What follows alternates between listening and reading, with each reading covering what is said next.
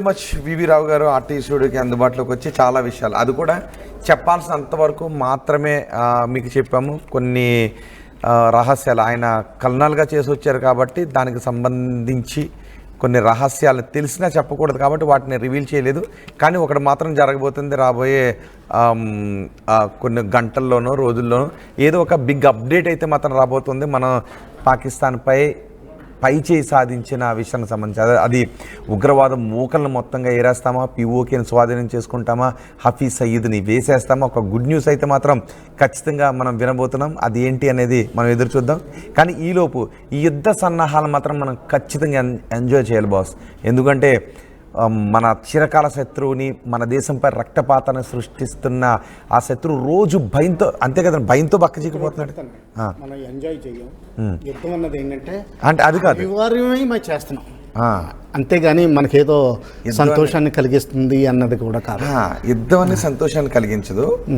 కానీ పాకిస్తాన్ లాంటి దేశం మన దేశంపై సృష్టించే రక్తపాతం ఆగిపోతుంది ఆ దేశానికి కూడా. అది అంతే, అది ఆనందం. తర్వాత ఇంకోటి ఏంటంటే పాకిస్తాన్ కూడా దాని తర్వాత స్టెబిలైజ్ అవ్వచ్చు.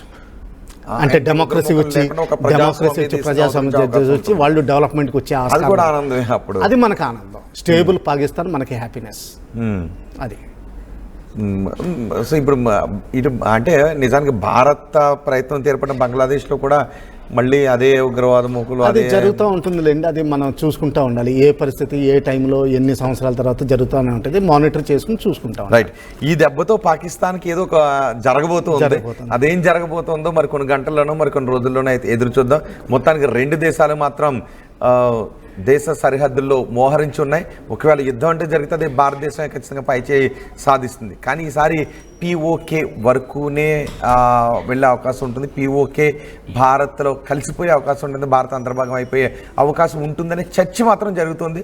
మరి చూద్దాం ఏం జరుగుతుందో. హఫీజ్ సయీద్ లేచిపోతాడా, పిఓకే భారత్లో కలిసిపోతుందా, పాకిస్తాన్ లేచిపోతుందా అనేది కొన్ని రహస్య వివరాలు ఉన్నాయి. వాటిని డిస్కస్ చేయకుండా జస్ట్ యుద్ధ సన్నాహాల గురించి మాత్రం డిస్కస్ చేస్తాం. సో మీ అభిప్రాయం ఏంటి, మీ అభిప్రాయాన్ని కమెంట్ బాక్స్లో తెలియచేయండి. థ్యాంక్ యూ వెరీ మచ్ వివరావు గారు. యూపీఎస్సీ సిఎస్సి 2024 ఫలితాల్లో 16కు పైగా ర్యాంకులు సాధించి ప్రభంజనం సృష్టించిన విష్ణు ఐఏఎస్ అకాడమీ విద్యార్థులు.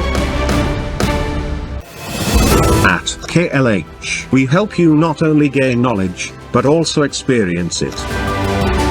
KLH deems to be university.